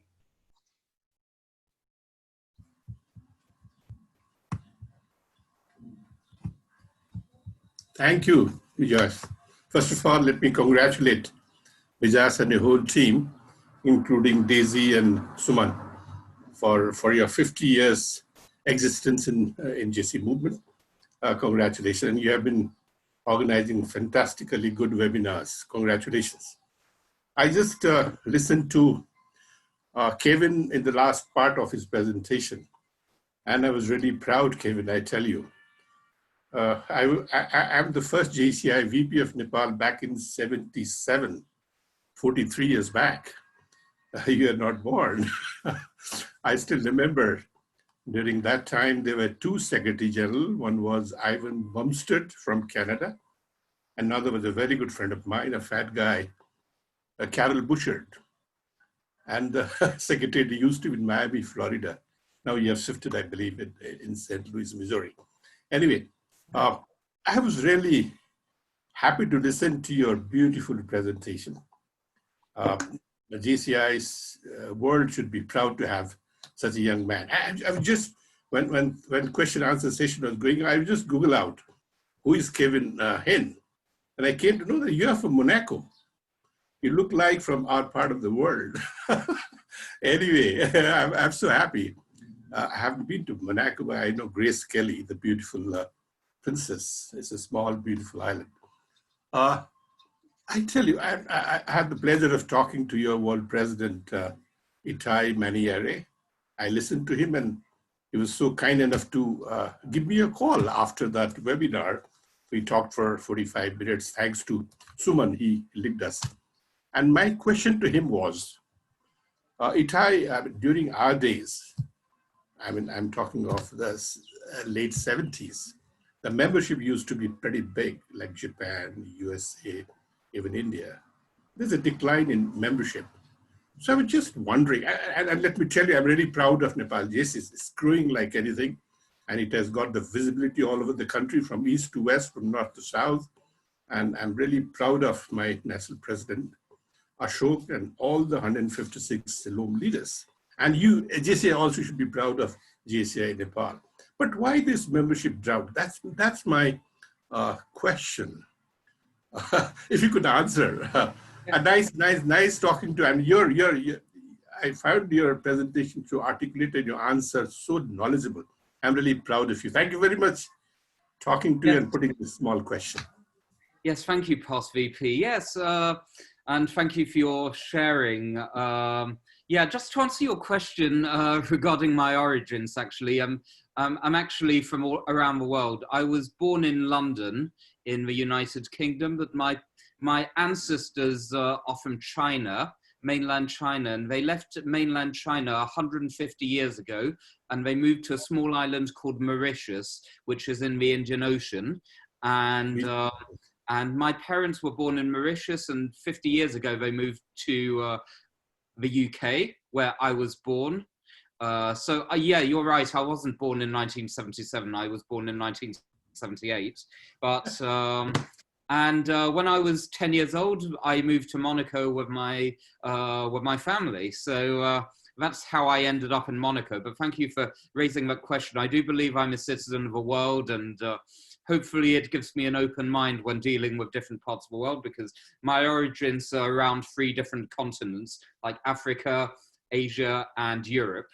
But yes, and to address the issue of a decline, this has been the elephant in the room for so many years. And I think there are various factors in how things have evolved. geopolitical factors, changes in membership priorities, membership goals, and also defining the organization. So I can't give one particular reason why the membership declined. Maybe it was destined to decline, maybe it was in a bubble, maybe it wasn't. I don't know, and I won't speculate. What we are trying to, what I do know is that the membership has declined drastically over the last, since I've been a member, I've seen it decline as well over the last 10 years. And I know that the teams around the world and my predecessors as well at JCI Headquarters have been trying to find different solutions to tackle this issue. And I would really like to highlight the hard work of my predecessors in JCI Headquarters, who are leading the team for the last 5 or 10 years in trying to enable things. I mean, what we've been trying to do has been to assess what has been going wrong and what we estimate that we can fix. As I mentioned, JCI has been lacking a clear positioning over the last few years, which is what we're trying to refocus on now. The focus in the past was on just simply JCI being an organization for young people who want to change the world, and not focusing on how to do it. It was just all about community actions, advocacy campaigns, top-down actions, which had no necessary relevance to, it was like basically JCI saying that we have a global peace as possible campaign, and you must come up with projects that link to peace as possible. I'm sorry, in Monaco, there's no conflict or war. So how can Monaco identify to a global organization that, or countries which don't have any conflict? We had the same issue, where was it? Yeah, there were countries like Latvia or Estonia saying that we're not at war. Why should we do this peace as possible campaign, which is being imposed top down on us, and which is, we're wasting our time being forced to attend a 2-hour workshop. Don't care about this topic. This is something which we're trying not to do now, and trying to adapt to get solutions from ground level upwards. So trying not just to identify with community and global global ideals, but also focusing on added value to our members. Why should a member join JCI? Because we can develop their skills and amplify them. Most of the members, when I joined JCI, I knew that deep down I wanted to become a leader or improve in business or in public speaking, and JCI gave me that little spark which I needed to amplify my skills. Now, if we can share these stories to our members and why members should join JCI, because it gives them the opportunity to amplify their leadership skills and then to change the world, then maybe win with a chance of recruiting new people. It boils down to the messaging and what's in it for our members. I mentioned at the beginning of my intervention that we're trying to, I'm trying to share my business experience in this job. And when I was selling, I was in the sales business. I was managing the sales development for Europe, or wholesale for a jewelry brand. So working with big department stores and shopping malls and tax-free shops and airports. We always focused when selling on what's in it for the customer. What can the customer get out in terms of sellout, in terms of reputation, in terms of return on investment? This is exactly how we should perceive our members at a worldwide level. Each member is a customer. It's not about recruiting customers and members, it's about membership retention by giving them added value. What's in it for each member? Why does every single new member want to join JCI Patan, for example, or JCI Nepal? Is it to make new friends? Is it to develop their businesses? Is it to help the community and develop positive change? Or is it to develop their individual development skills and learn how to speak in public and be more self-confident? We need to identify why every single one of the 52 members of JCI Patan, for example, is inside JCI Patan or in JCI Nepal and tailor the offer to their needs. Because if every single member around the world recruits a new friend or a new member on the basis of, wow, JCI changed my life, and we can, I wanted to change yours as well, because it's an amazing organization where I learned so much. Imagine if everybody in JCI Nepal does that. We already doubled the members of JCI Nepal, and it could grow exponentially worldwide. This is how we should do. We're a global network. We should all be ambassadors. Everybody recruits a partner or a new member to this organization, then we can grow and be influential and go back to 530,000 members. But we don't just need 530,000 members on paper or in our finances. We need 600 or 1,000 or 1 million or 2 million members on the ground doing actions and creating impact every day, because that's how we will grow. And we won't have a bubble because our foundations will be incredibly solid for the future. Having members on the ground developing sustainable impact every day is the goal. Sustaining and rebuilding economies, helping to sustain communities in this pandemic, but even afterwards. This is how we will be relevant and how we will stop this membership decline, in my opinion. Thank you. I hope that answers your question. Thank you very much.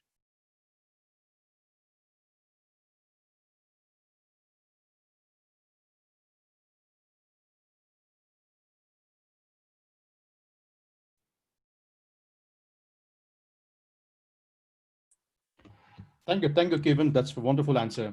I think the Mizas internet is unstable, so I'm getting ahead. Now, for again some question, I want to pass the floor to, as I've shared you, we have just finished our first online academy in Patan.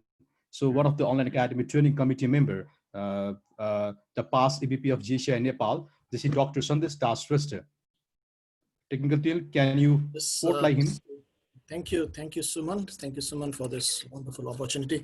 Good morning to Kevin at Monaco, and good afternoon to all of you here at Nepal.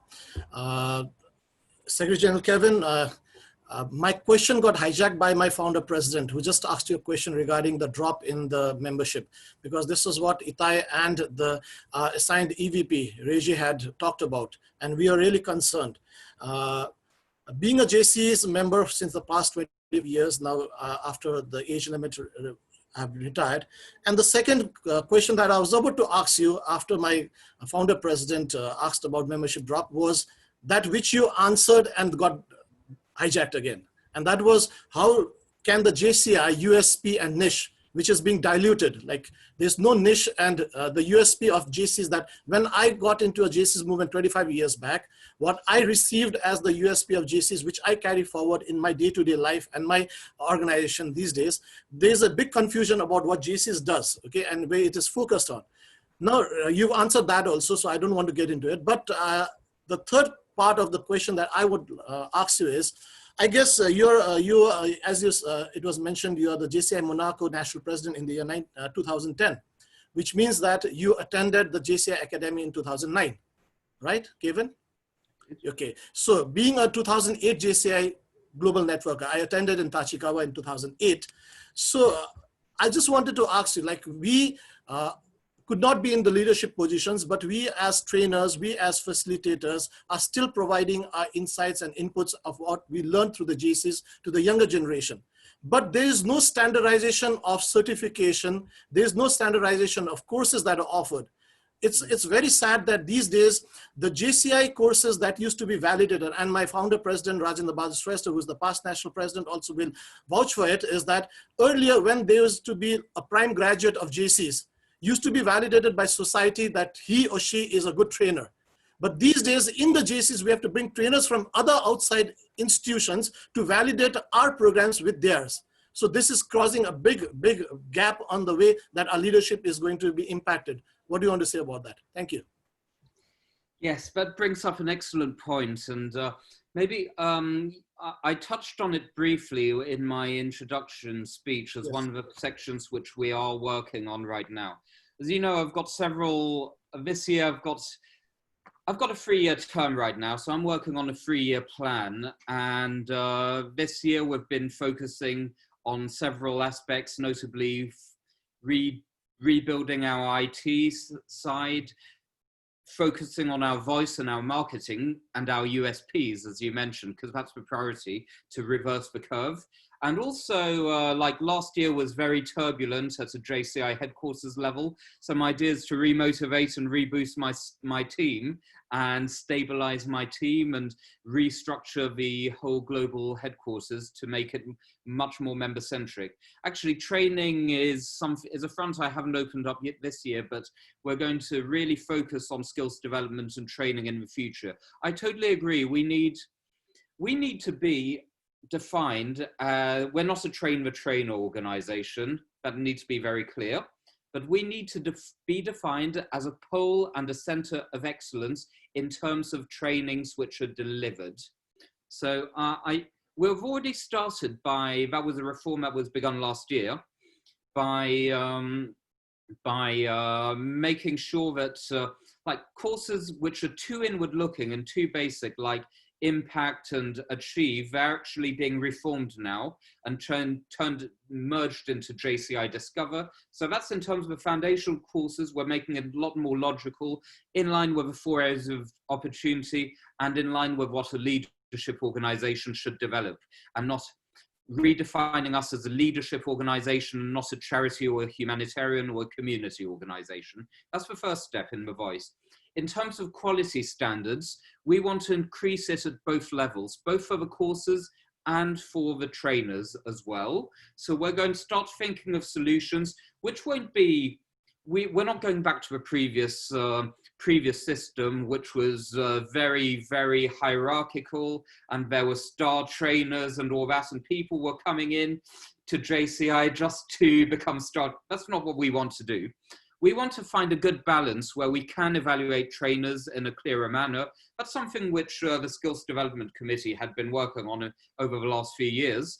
But we actually want to implement better quality standards for trainers, so that it's no longer it must not be a competition to see who has the most stars and who is the best trainer in Nepal, etc., etc. I know that was the case before, and it led to lots of internal tension in lots of national organizations where people were fighting about being the best trainer. That's not what we should come back to. What I do want to see us as being a reference in the future in terms of masterclasses, in terms of leadership training, like we must be a reference, not just for JCI members internally, but also for partners to send their members to attend JCI courses, be they online or offline. For example, on global leadership, global entrepreneurship, global talent spotting, etc. What our USPs, come back to that again. We can deliver courses on entrepreneurship, like anywhere else does courses on local entrepreneurship. Like, you know, the concepts is, we can do basic courses on entrepreneurship, but if we do that, it will add zero value.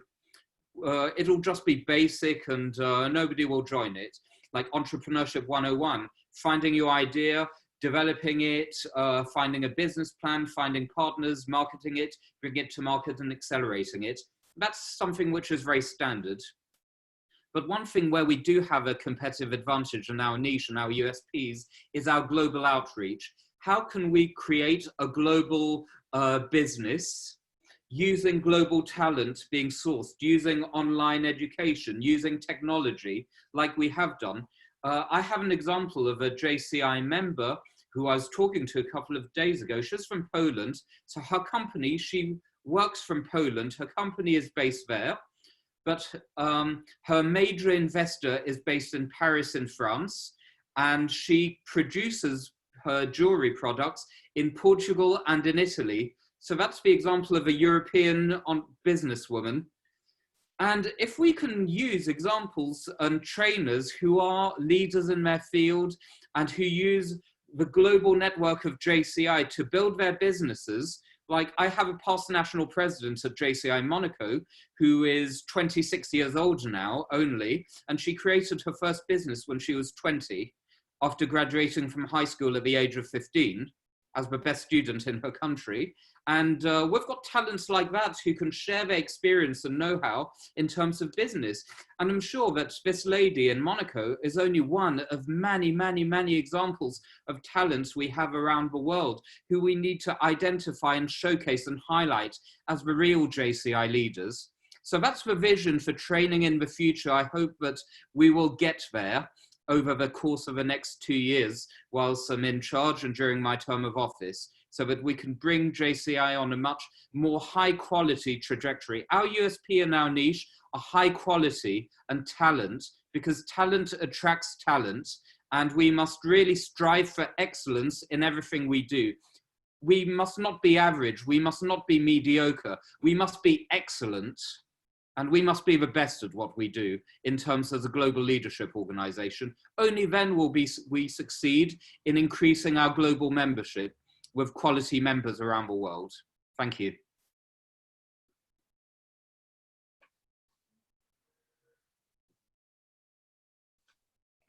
Thank you, Kevin, for a wonderful answer. Now we are our end of the questionnaire session. So end of the questionnaire session, I would like to call our special guest, 1992 past national president and 93 JCI VP. This is Senator Sharad Krishna Shrestha. The floor is yours, Sharad sir. Please unmute him. Yeah, please. Okay, thank you, Suman. Hello, can you hear me? Yeah, please, yes, please. Okay, first of all, I would like to greet my senior, first JCI Vice President from Nepal, JCI Senator Rajendra Bahadur Shrestha. Namaste, Rajendra. This is Mr. Secretary General Kevin. This is not my question. This tiny observation of mine. This year's session reminds me the briefing session of then JCI Secretary General Benny LLB to us when we elected as a JCI officer for 1993. He briefed us about our duties, responsibility, and JCI plan, what we have to deliver while we visited our assigned now. I would like to, Rajendra, Monaco is a country, of course, small in area, but Monaco that time was an international business hub when I was assigned vice president of that country. And Monaco is a place where car racing is very famous in the world. And Monaco is a country, especially Monte Carlo. Monte Carlo is a place where the first recreation center like casinos were invented from that place. Am I right, Kevin? Yes, you are. Thank you for this great recap. And to be honest, Monaco is still an international business hub to this day, and it keeps developing and growing. Right. And there is another small country like Liechtenstein, where I happened to visit as a vice president in 1993. In that country, I met chief minister of that country, where only for the security reason, there are only 30 policemen are in that country at that in 1993. So it doesn't matter where country smaller or bigger. About your session, my tiny observation, I told you that it reminds me the briefing session of then Secretary General Benny LLB to elected officers. You insisted, you motivated our lady member for the leadership. And we are proud, Nepal JC, we are proud that in JCI World Headquarter in Chesterfield, St. Louis. Our past president, Senator Ambika Shrestha, who is a lady, who was the first lady candidate in the world of JCI from Nepal. Her portrait picture is hanged in the wall of JCI headquarters in St. Louis. I visited St. Louis in the year 2010. I believe you met me in New York at the seminar at the JCI seminar in New York.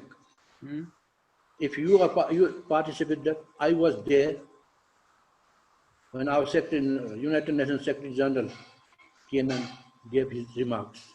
Great. And another thing is that for their fellow member JCI Nepal, those who are participating in this session, you are very lucky. Normally in the past, I believe no JCI Secretary General interacted with member of the LOM like this. I think this is first time in the history of JCI, the JCI Secretary General interacted with fellow LOM members in the history of JCI. So congratulations, Mr. Secretary General Kevin, Patan, JCI Patan, especially thanks to JCI Suman, and congratulations to all the members who got this opportunity to participate and interact with JCI World President. I think it won't happen again, basically for Nepal. And you mentioned about Nigeria, and you are having session with Nigeria tomorrow. Edie David was my executive vice president when I was vice president. She was from Nigeria. And if you can, please convey my greetings to her. You will have a session tomorrow. And these are my small observations. At the end of my, I would like to thank you, Mr. Secretary General Kevin, for your time. You provided us your busy time, even in the morning where people used to sleep, like to sleep. So thank you very much. Thank you, Suman, and thank you all the fellow members of JCI Nepal, and congratulations to you all. Thank you. Thank you, the past national president of JCI Nepal, for a lovely words and lovely recap of the history. I'm sure the Kevin will enjoy, and Kevin will be note on that point. Now we are end of the questionnaire session, Secretary General. So now we are coming for the end of session. Now I want to pass the floor to our MC, JC Prakrit. Floor to you, Prakrit. Thank you, JCI Suman Krishna Shrestha and JC Mijas Chitakar for the questionnaire session. And also thank you to JCI Senator Sharad Krishna Shrestha for your remarks. Considering our time limit, we have tried our best to answer as many of your queries as possible. In case your queries were not delivered, please don't be disheartened. We shall organize sessions like this in the days to come as well. I would also like to inform that all our participants that we have shared the attendance form link in the chat box. Please copy the link in the browser and fill the form accordingly. Taking forward, I would like to hand over this floor to JC Suman Krishna Shrestha to present the token of love to our distinguished personnel, JCI Secretary General 2020, JC Kevin Hin. Thank you, MC. I'm so happy that we are having the wonderful session and wonderful interactive with our Secretary General.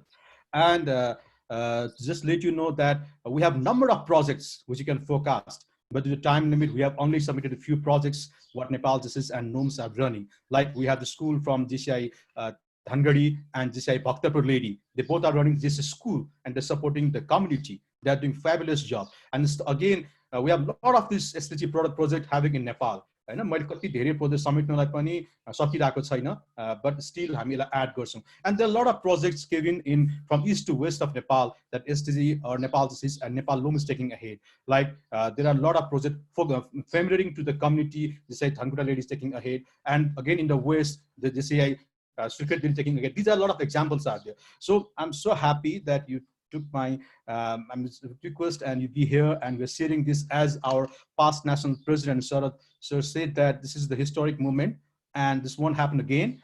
And this is what we are creating the platform. So I know this is a virtually we are connected, and I have presented small token of love for you. This is a book regarding the Nepalese unreaching Nepalese treaty. So I will present this book in ASPAC in Cambodia or in Japan in World Congress Secretary General. And thank you for all being here and all our respected past national president, Rajendra Dai, always your inspiration, Sarad Dai, and all the Loam president, and yeah, my mentor, my brother Sandesh Dai, and all the participant members and different Loam president from different area and past national officers. Thank you. Now floor to you, Prakriti. Thank you, Jesse Suman Krishna Shrestha. Saying so, it is now about time for the presidential remarks. Hence, I would like to give this floor to 50th year and the first female president of JCI Patan 2020, JC Desi Napit. Thank you so much, JC Prakriti Joshi. So, while the great ones depart to their dinner, the secretary stays, growing thinner and thinner, racking their brain to record and report what he thinks that they ought to have thought. This is the life of Secretary General. Respected JCI Secretary General JC Kevin Hin, Senator Kevin Hin, National President PO 2020 JCI Senator Asok Sankar, immediate past National President Senator Mahesh Powder, 1992 JCI Nepal National President, 1993 JCI Vice President, JCI Senator Sarat Krishna Shrestha, assigned EVP to Area C, JC Gokul Sakkota, National Vice President assigned to Patan, JC Dheeraj Sahi, and all the past National Presidents, National Board of Directors, all the councillors for 2020, JC's members, junior JC's presidents and members, presidents from JCI Patan, past presidents from JCI Patan, Board of Directors 2020, and all the respective guests present here. I, the 50th President, the first female President of JCI Patan, JC Desi Napit, wishes you a very warm good afternoon to Nepal and good morning to Monaco.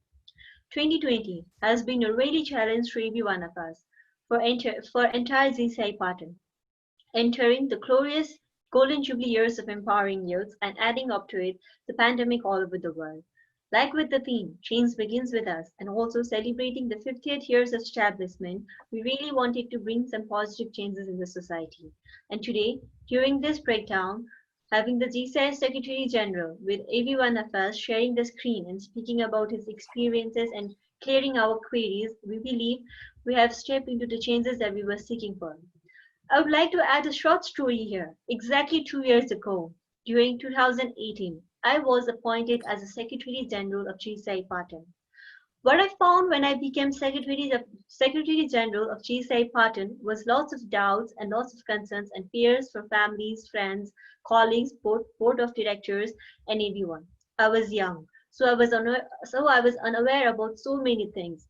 JC Suman Krishna Shrestha, President of that year, and JC Mijas Chitragar, EVP of that year, who had been the Secretary General of 2017, helped me in the initial 1.5 months. Then they left me alone, stating, "You are the backbone of the organization. You have to do things on your own way, manage everything, and then inform us." I was lost. I was nervous, but then I started to read the constitutions, parliamentarian meeting procedure books, and many things that a secretary has to be aware of. With all the researches done, I could successfully complete 1-year tenure. And in the end of December, I realized that I not only had the post of Secretary General during that year, but also I gained so many knowledge regarding Junior Chamber International. And that helped me become a president for the year 2020. So to all the outstanding Secretary Generals present here, it's your time to learn about the organization. You are not getting second chance for it. It's not too late. Buckle it up. And at the end of December, make sure your presidents tell you that you are the best Secretary General that I've ever got. That would be a greatest achievement. And that was the greatest achievement for me at the end of the year 2018. Thank you, GC Suman Krishna and GC Mijas Sitagar for all those support. If you both hadn't left me on my own to learn that time, I could not have been what I am today.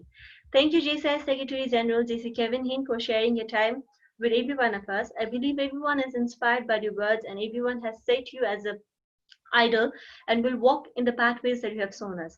Thank you, National President Senator Ashok Sankar, immediate National Past President Senator Mais Powder, past National Presidents, and all the delegates for attending the session. And I should not miss out my past presidents from JCI Patan, entire board of directors and general members of JCI Patan, who have been working days and nights with a great enthusiasm and cooperations to make this a grand success.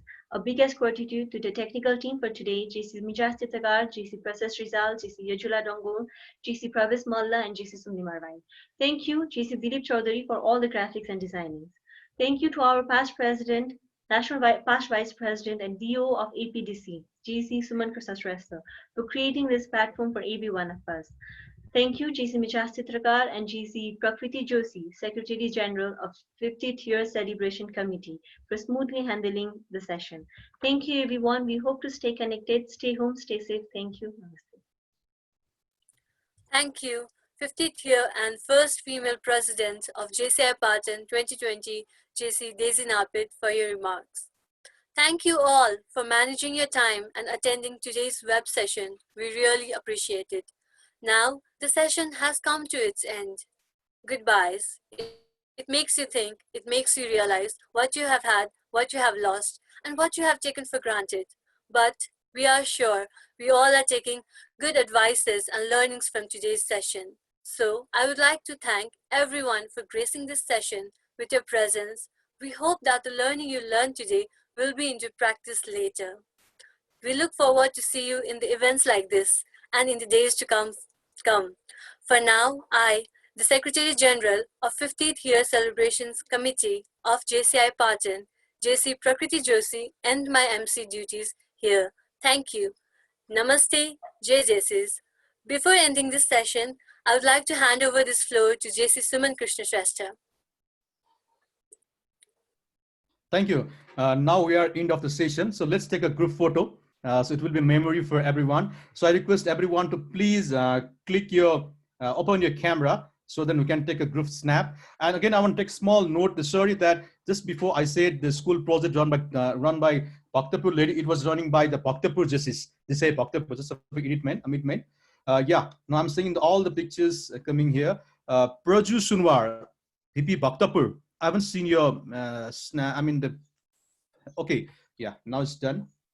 Thank you. I'm starting to take a picture. Yes.